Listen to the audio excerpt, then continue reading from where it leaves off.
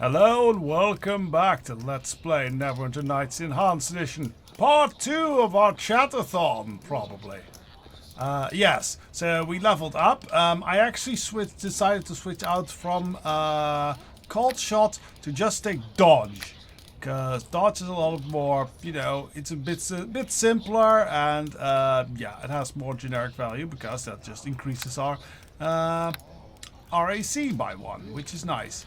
I tried in any way to try and save. Oh, it's not needed. There we go. I tried with every way to save the boots of speed. I cannot find a way to do it. The other items I can, but for some reason the boots of speed, no, he doesn't want to save those. So those are gone now. Very, very deeply unfortunate, because for a melee character those are amazing. I have them to somehow make it to not level him up so he can keep those boots. But, oh well. We'll find out. We'll just not take Dayton with us anymore, honestly, because, yeah, we dealt with the barbarians, so really, I think other party members will be a better fit now. But we still want to do quests for people, so, did I already clean up my inventory? Yes, I did. Very good. Okay. So, yeah, let's hear now part 2 of his Tale of Guilt or something that he was mentioning. Yes? Is there something you need? I want to talk a bit more. My strength is a weapon, not with words, Selshuan, yes. I want you to continue that story, that Uthgard legend you had before. I want to write it down so I can sing it, tell people about it later and sound all fanciful. We should focus on finding the words of power for Erengent, but I suppose I could spare some time to share with you the legends of my people I mentioned earlier. I want to hear it, yes, and note it down. In ancient times, all Uthgard tribes were one, a mighty nation under the great hero King Uthgar. Our people were indomitable in battle. None dared stand against Uthgar when he wielded his great spear. It is said no weapon could harm him when he brandished the spear over his head. Yes, typical story, go on. But against our greatness, the armies of our enemies massed. Goblins, orcs, ogres, and other creatures too foul to mention, a dark host marched forth from the mountains to battle Uthgar and his people. According to the tale, there was a young boy who desired nothing more than to be a great hero like Uthgard. First it was Uthgar, now it's Uthgard. I think there's some inconsistency in your legend. Are you challenging your great legend? I have 2 big axes. I am not. I'm just making notes. Carry on. When news of invasion came, he swore he would join the ranks of men as a warrior. He was a mere child, not even a youth, and the warriors told him to stay with the woman and the infant. Alright, grammar issue here. Nothing. But the boy was brave and stubborn. He would not accept this. And what did this boy do then? Did he go to the Persian king? I do not know what that is. But the night before battle, the boy crept into Uthgar's tent and stole his magic spear. Then the boy marched out into the darkness to face the horde alone. But he was a child. He did not even know where he was going, and he soon became lost in the woods. In the morning, Uthgar woke to find his spear gone. He was forced to march against the enemy without it.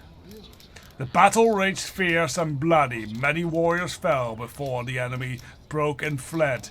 But even victory came at a terrible cost, for Uthgar, father of our people, was felled by an arrow through the eye.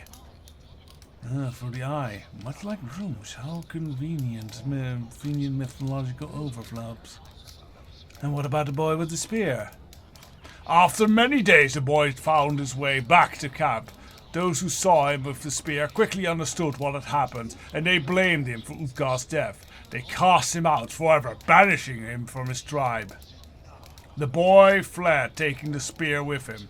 He had only wanted to prove himself a warrior. He had only wanted to help defend his tribe. His motives were honorable. But his actions had tragic consequences, and the Ulfgard would not forgive him, just as Neverwinter could not forgive Fentik.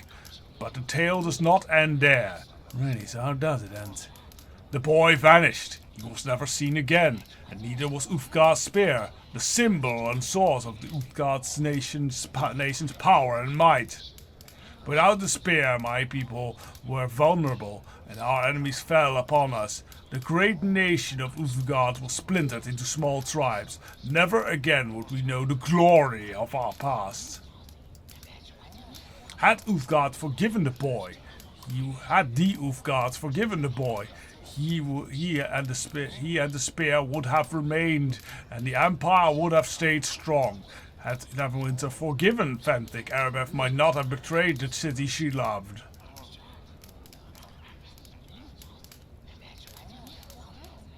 That's not really the same. Erebeth actually turned to the enemy that had been responsible for hurting her. She betrayed us in a very stupid way.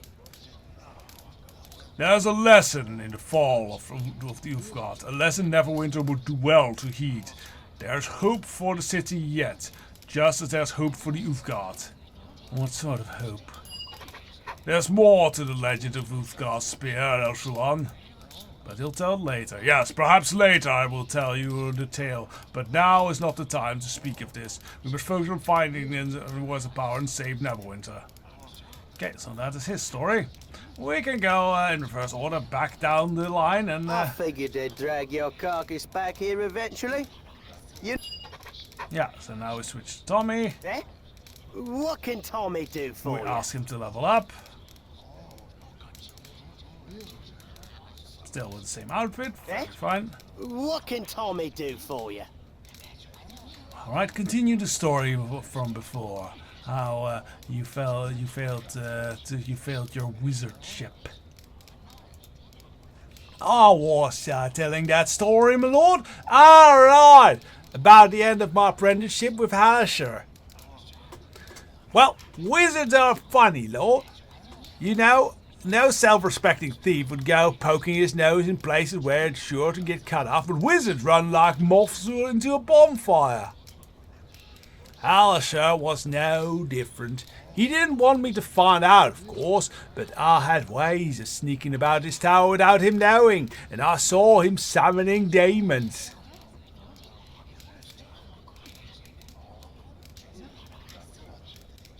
And you know what demons look like, I take it. Sure, big red, bat wings, bad breath, infernal contracts. No, those are devils. Darn it, even in character the people cannot keep devils and demons differentiated. It's a personal pet peeve of mine. Many people in real life don't know the difference between demons and devils. Apparently they don't know it in fantasy realms either. Shoot. Well, was it in the opening paragraph of Apprentice Essentials? I'm from Kalimshan, you know. Anyway, this devil, seemed harmless enough. Alisher had it in some sort of laugh. It tickled the mage's belly until he was giggling like a schoolgirl. What? So after Alisher had dismissed it and left, I decided I would call up this devil and see just how much riches he could give me. It really didn't seem like much of a big thing at the time.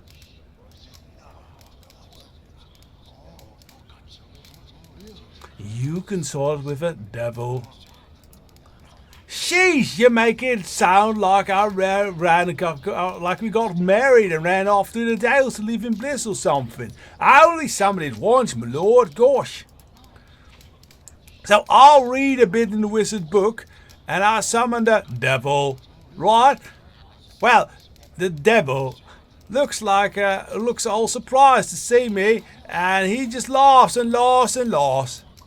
I ask him, what's so damn funny, right?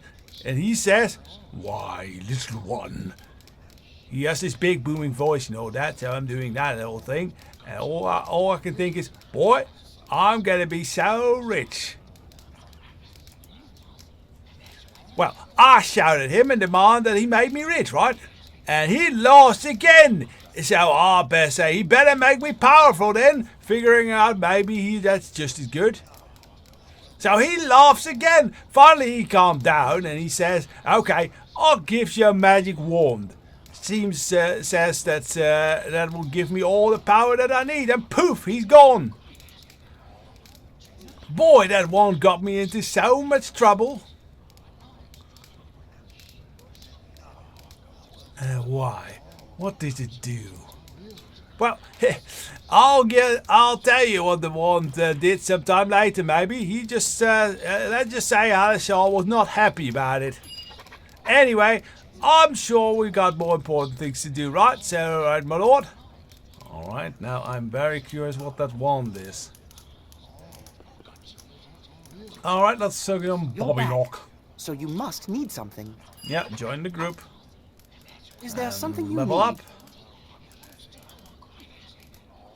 Oh, I got fancy ropes now. Is there something you need? Let's talk for a while. And I want you to continue what you were telling me before about your evil plans to invade Forgotten Realms and turn everyone into Vulcans. You seem quite interested in the subject, Elswan. I suppose we could spare a few moments from our quest to speak about Gon's arrival on the shores of Lantan, if you wish. I wouldn't have asked if I didn't want to hear that tale. Well, precisely, as I already mentioned, Gon the Wanderbringer appeared on the shores of Lantan during the time of troubles. During those years, Ao, the Overfather of the Gods, decreed that they must walk amongst us mortals. Gond, the Wanderbringer, chose to take the form of a gnome, a logical choice given the obvious advantages of my race. It was in this form that he washed up on the shores of Lantan. As you can imagine, people were skeptical of Gon's claim, but the Wanderbringer's cleric confirmed his identity. Really, how did he do that? Poking him with little needles and such and such. Ah, scientific. During the time of troubles, there was a great strife among the suddenly mortal gods. Bane, Baal, and Merkel slew each other, battling over their portfolios of death. No, they didn't. That absolutely did not happen then. Baal was killed by the mortal Cyric. Bane was killed by Torm, and Merkel was killed by the mage Midnight and her friends. None of them killed each other in the slightest. Joaquin, goddess of wealth and commerce, vanished has never returned. But Gon chose not to become involved in the machinations of power and struggle of other deities. Technically, Joaquin did disappear. That is correct. For a time, by the newer editions, he's already back in D&D. But she was kidnapped by a demon lord, Grazd, I believe, a demon prince, actually. Gon dwelt peacefully among the people of my island home, sharing his wisdom and knowledge with us. Perhaps the most well-known gift he shared with us was the secret of making smoke powder. I actually believe that smoke powder was already invented earlier, but go on. Smoke powder is quite useful, if somewhat dangerous, though it resembles nothing more than a coarse black sand. When lit smoke powder will explode with a blast of surprising force. Smoke powder is a remarkable tool with many uses, but it can be quite destructive in the wrong hands. This is why, even amongst the Lantanese, the secrets of smoke powder are known only to a precious few. Ah yes, and that's how you're going to conquer the realms, with guns. But even though smoke powder is Gon's most well-known gift to my people, it was not the most important piece of knowledge that he shared with us. Really? You mean you have something more powerful than your smoke powder and guns? As I have already told you, we are a society of observers and thinkers. We have a tradition of isolating ourselves from the politics and events of Faerun. But Gon's changed, that's all. He warned us that as a time was coming when we must become involved in the affairs of the mainland. A time was becoming in which we could not afford to remain dispassionate and neutral. We would not say that this time was he would not say what this time was or what the circumstances would be of this momentous event. But when a god tells you to go forth into the rest of the world, you will be wise to listen. But Lantern is still a very closed and mysterious society. Given the analytical nature of our society, you could not expect that we would suddenly integrate ourselves with the rest of Faerun without a careful study and research of what we were about to undertake. Suddenly, the discoveries and accounts of those who had left our island on the journeys of exploration became infinitely more important as a tool to teach us of the society and culture we knew we would soon be interacting with. Now, by law, all who leave Lantern must first visit the clerics of Gaunt, the Waterbringer, Waterbringer, to obtain divine guidance before embarking on their journey. And what kind of divine guidance did you receive? Me? Oh, you know, as the usual, go with Gaunt, that sort of thing. Pretty much what you expect. Yeah. You're not a very good liar, Bobby Knock. The guidance I received from Gaunt's clerics is a personal and private thing, Altuan. It had nothing to do with our work with Aaron Gant. Perhaps I will speak of this more at a later date, but not now is not the time. We need to focus on the mission, and we have to get those words of power. Well, there was some interesting inconsistencies in that story. Let's talk with our favorite psychopath. I have been waiting for you. I suspected you would return. Do you need me to join with you once more? I think we might actually take Grimnall with us for the next bit. Or Linu. We'll see which one is will be a better fit.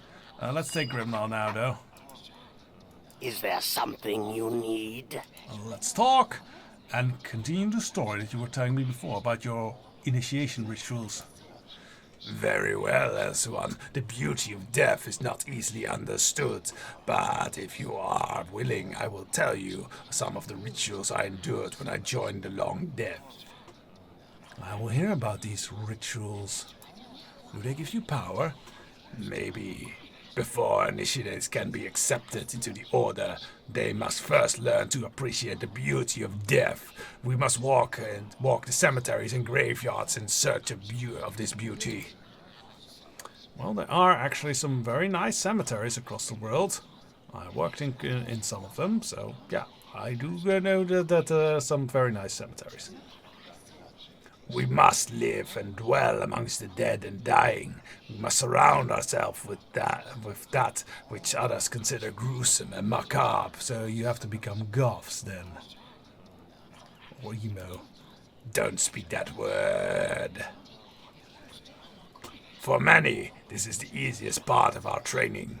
I myself was already enraptured with the corpses on the battlefield. I already understood the perfect truth of their deaths. Go on. The next phase of our training is to understand the tools of the Silent Lord. The Silent Lord uses to prepare us for death, pain, suffering, sorrow, and agony.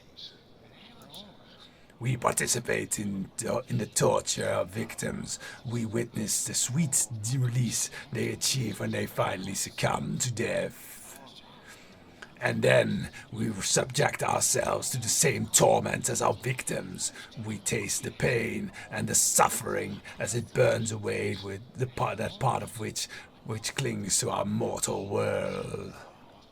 Ah, yes, that's self-flagellation and like. That's actually quite common, I believe, amongst religious orders. What sort of torture do you subject yourself to? Only through experiencing such pain can we understand how it prepares us to kneel at the altar of the Silent Lord. Pain is of this world, but it can release us into the next. The Silent Lord claims during this stage of initiation those whom he has chosen to yet serve him in this world. Those who survive continue their training. In the next stage of our initiation, we must become true servants of the Silent Lord. We must murder 3 people. a rich old man, a poor young woman, and a newborn child. And why those specific 3 victims? By slaying the rich old man, a poor young woman, and a newborn babe, we learn that all of us are subjects to the Silent Lord. Male, female, young, old, rich, poor. Death has dominion over us all. Wouldn't the first 2 already kind of cover all those categories? Is the young child really necessary? That is actually just population control. That's pretty evil. Yes. Also, the rich old guy, we conveniently changed their will first to have money to transfer to our order. Ah, clever. Yes, probably because you just thought of it. I did. Next, we must face the wheel. A simple test, but one which delivers more initiates into the hands of the Silent Lord than any other. The wheel teaches us that the Silent Lord chooses at his pleasure, not ours. We are subjects to the whim and chance of death, and death is random. Is this the Wheel of Fortune except death? How does this wheel work? The wheel is made from alternating white and black squares. If a pointer stops on a white square, we move on and to the final initiation. If the wheel stops on a black square, we are slain on the spot. So it is kind of like Russian roulette. You would mean Rashomon roulette. Yes, well, same thing. When I began the initiation, there were 6 of us there seeking to enter the order. 2 died on the torture rack. 1 was captured after murdering a wealthy elderly merchant and hung. That left 3 of us to face the wheel. I alone survived to face the final challenge. Let me guess, and you'll tell me the final challenge in another tale? Yes, that I'm not ready to share with you, Elswan, for I have yet to complete it. Yeah, but I thought you were a member of the Order already. I am a monk of the Long Death, Elswan. The final challenge is necessary only if I wish to enter the inner circles of my order. I want to ask you to aid in this, Elswan. But this challenge is sacred to the Order. Despite all you have done, I am not yet certain if you are ready to learn my most hallowed secret. Were I back at the monastery, I could consult with the elders, but in their absence, I can only wait to see if some sign is delivered to me. Only if I retrieve this sign will I be able to tell you of the final challenge. Perhaps later I will speak more of this, but now is not the time. You are not yet ready. Let's get focused on the mission. Is there Let's something level you him up need? as well. Let's see if he gets a new outfit. Yeah, he gets the black robes. Okay. I Sharwin? suspected you'd show up here soon. I'm glad to see I was right. So, shall we join up once more? Yes, please. Let's go. Yes? Is there something you need? Can you level up and become more Mario? Of course, I will become a Mario. Oh, look at this. I have a golden cloak now. Yes? Is there something you need? Okay, I'll stop it. Let us talk for a while. Talk about what? You still owe me to continue that story. Which one did you pick? Ah, right, yes. I've thought about which story to tell you, Elswan. It's an old one. The story of Tamorlin and the Song of Love. Well, there's songs in it, so fine, go ahead. I am happy that you approve. Now, since you promised to be a good audience, be quiet for once. Tamorlin was an elven bard, one of the most talented and famous from an age ago. At the peak of his life, he was happily married with numerous children, yet still, he felt like he had left something undone.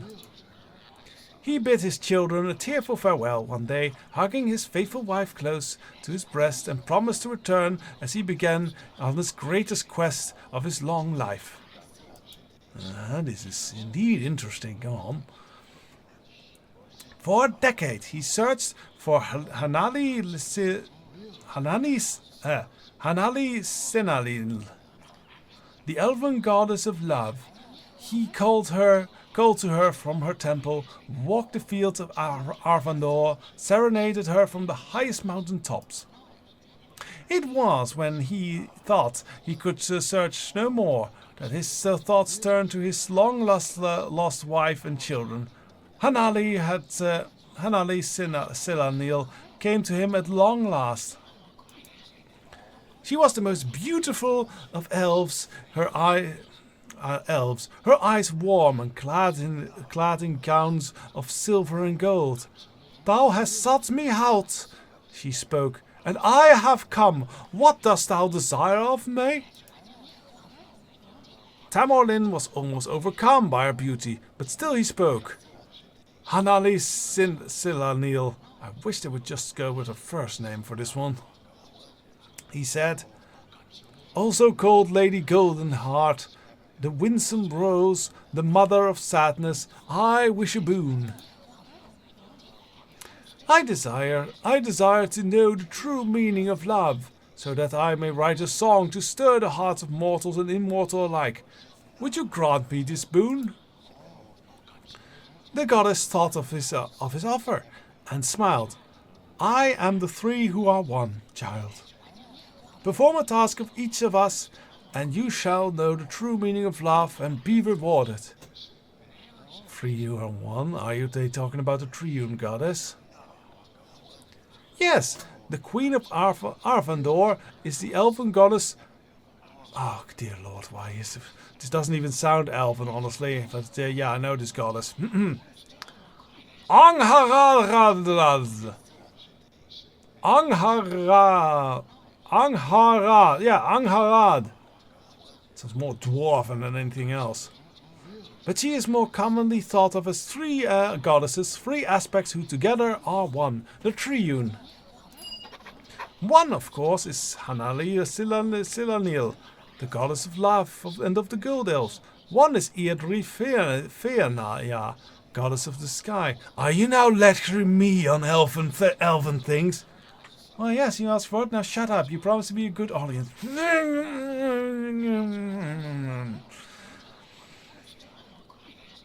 So, what was I? Oh yeah, Adris Finya, goddess of the sky and of the winged Avariel. And the third is Cernine Moonbow.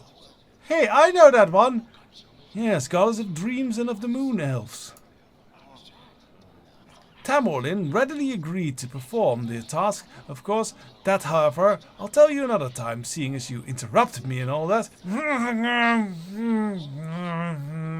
Alright, let's go. Good enough.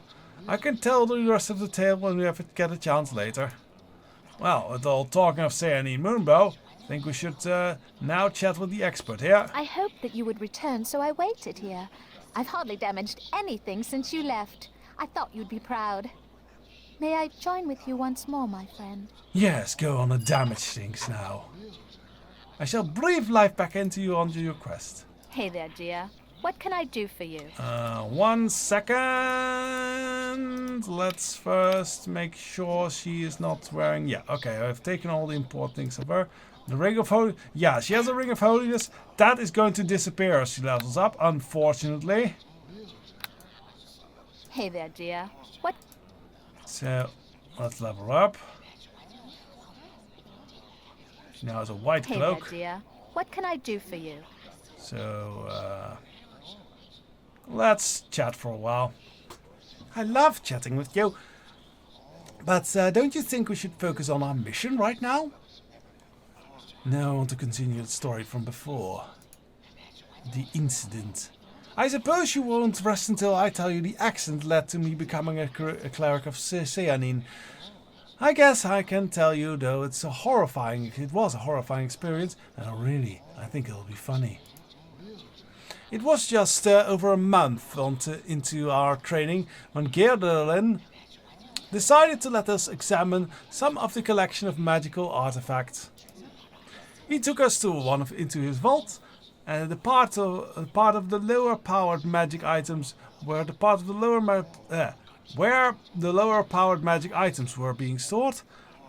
He played with them for a little while, but I was bored.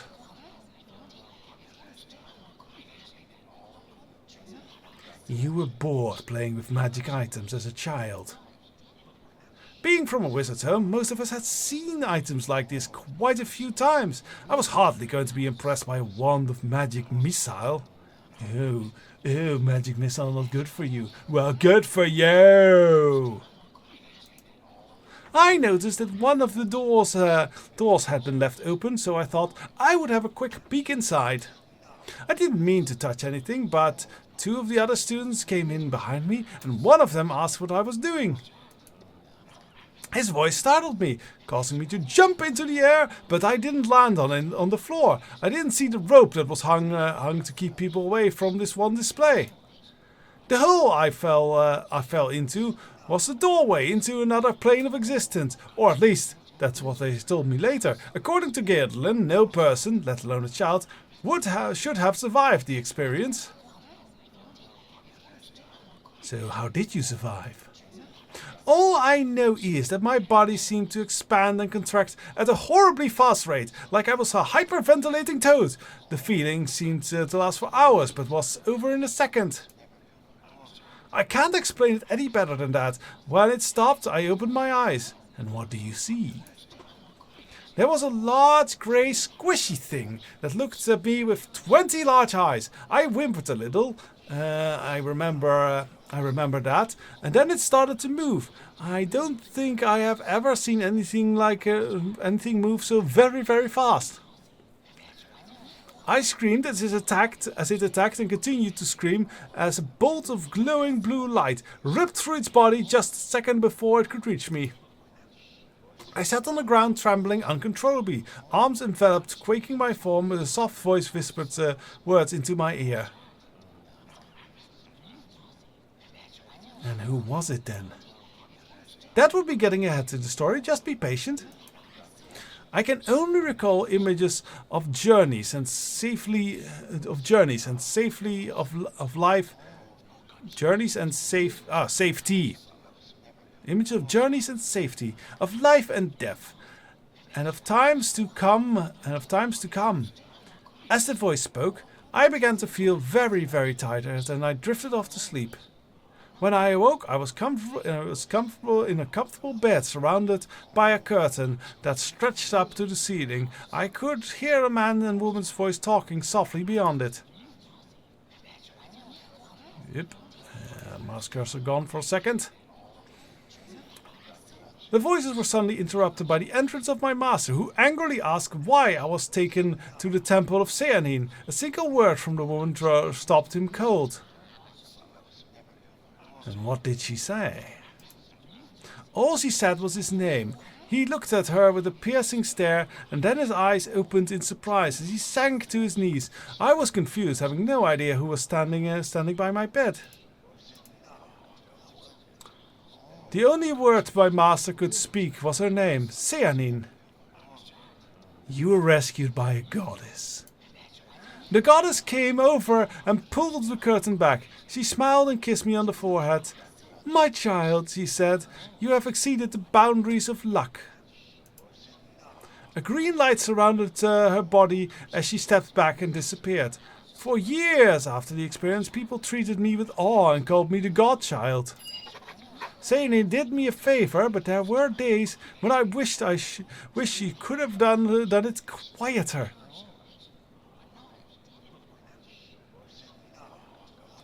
Really, you're ungrateful for being given life by a goddess herself and being probably renowned and loved for being a chosen godchild thing. Well, I have dedicated my life to the goddess, and she gave me that gift, so I gave her everything back to her. There is a task that she wishes me to accomplish, and that is why she chose to save my life. Oh, so that way with gods, as it always is. What's this task? I overheard a few of the words she shared with the high priestess before my master came into the room, but that was a task for me and should not be allowed to interfere with your quest. We have too much to do right now to tell this tale. We will need to find the words of power. Okay, so that is the quests as we have them so far. Yeah, let us actually quickly change her equipment again. Yeah, okay, so she keeps her armor and these fancy boots. Okay, that's good. We'll keep Lena with us for a bit. Now we just have to see if there is much of anything to do. Actually, the next clue to a word of power was actually at the inn.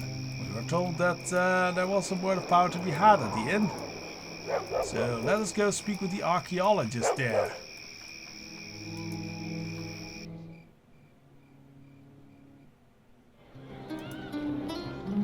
And there she is, Lillian Cambridge.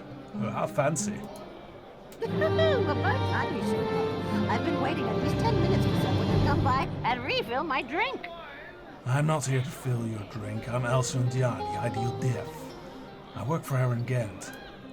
Oh yes, Elsundiani, the hero of Neverwinter. I'd like to drink a toast to your legendary tales, and my glass wasn't empty. Chop chop.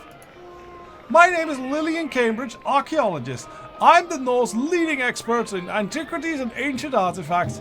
No doubt Aaron Gent has told you all that I've come to offer my rather unique knowledge to the cause of the Lord's Alliance. Some questions then. That's why I'm here, to answer your questions about the word of power and the creator race that constructed them, and to sample the local wines, of course. So where can I find more words of power? Already found one.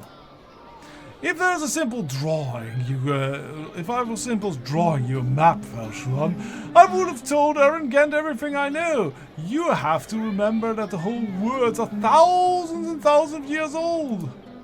The creator race that fashioned the words predated even the first elven kingdoms. Everything I know about them is theory and conjecture upon the foundation of myth and legend. Well, do you know something useful or not? I can tell you that there were several words of power created, and they have been scattered throughout the north and lost to countless millennia. All that remains are rumors of where they might have disappeared. Some believe the words were taken by the dragons who dwelled in the mountains to the west. Others claim clues to the location may be found in the long deserted ruins to the south of Fort Ilkut. Yeah, we already visited that one. Or hidden in the forest of the north. The truth is, they could be anywhere, though I believe I've learned the location of one of the words after many years of research and study. And where's your location then? Before I tell you the location of the word of power, I need you to perform a task. Of course you do. Something very precious was stolen from me recently, a snow globe. I had acquired it on behalf of a very wealthy benefactor. If you want me to tell you about what I know about the location of the word of power, you have to recover that snow globe for me.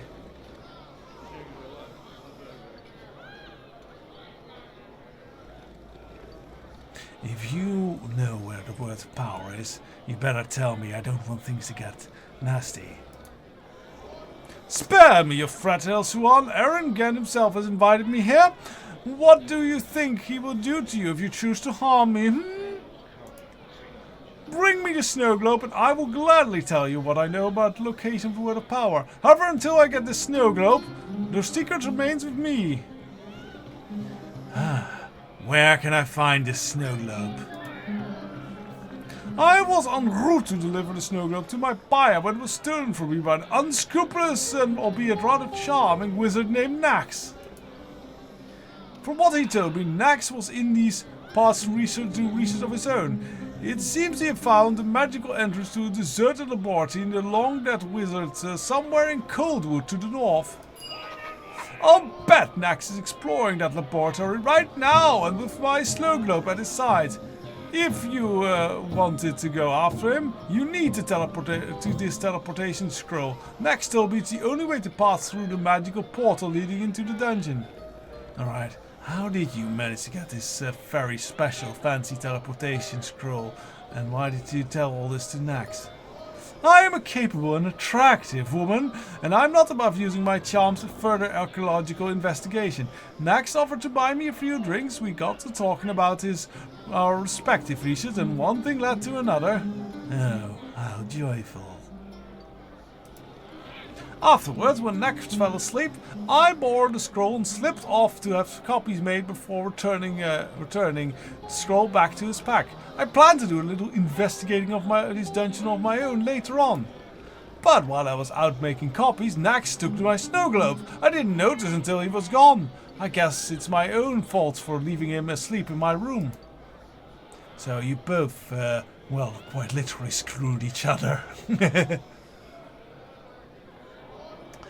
I don't carry a grudge against Nax for what he did. I just want my snow globe back. Deliver it to me and I'll tell you where the location of one of the words of power is. Sounds like that snow globe is very important. Will you give me anything else if I bring it to you? What is this? You haven't already even begun to task. You're already getting into the sort of topic of compensation has come up. Bring me the snow globe and we'll talk elsewhere. There's no point in fixing a price when you don't even have the item on you. Fine, I'll bring that snow globe for you. I'll be looking forward to it. I hope you have far better luck than the others. What do you mean, others? So far, no one has come out of Coldwood alive after Nax has come back. Oh, goody. Right, so we are going ahead into a forest where no one comes out alive. That is reassuring. I guess we'll get to that, yes, next time I think is a good time for that. So join me for that, and until then, bye-bye.